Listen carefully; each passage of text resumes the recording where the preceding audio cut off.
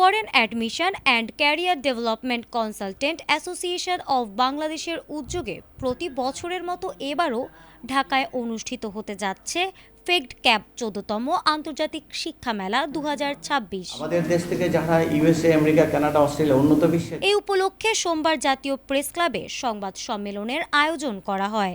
এ সময় আয়োজক কমিটির পক্ষ থেকে জানানো হয়, আগামী ৭ ও ৮ আগস্ট ঢাকার প্যান প্যাসিফিক সোনারগাঁও হোটেলে এই মেলা অনুষ্ঠিত হবে। ২ দিন ব্যাপী এই আন্তর্জাতিক শিক্ষা মেলায় বিশ্বের প্রায় ৩০টি দেশের স্বনামধন্য ২০০-র বেশি বিশ্ববিদ্যালয়, শিক্ষা প্রতিষ্ঠান এবং অনুমোদিত শিক্ষা পরামর্শক সংস্থাগুলো অংশগ্রহণ করবে।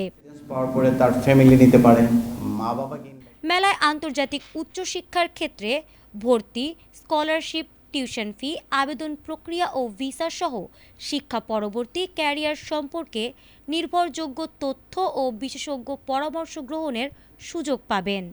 এছাড়াও বিভিন্ন দেশের বিশ্ববিদ্যালয়ের প্রতিনিধিদের সঙ্গে সরাসরি মত বিনিময় করতে পারবেন। প্রতিদিন সকাল 10টা থেকে রাত 8টা পর্যন্ত মেলাটি সবার জন্য উন্মুক্ত থাকবে।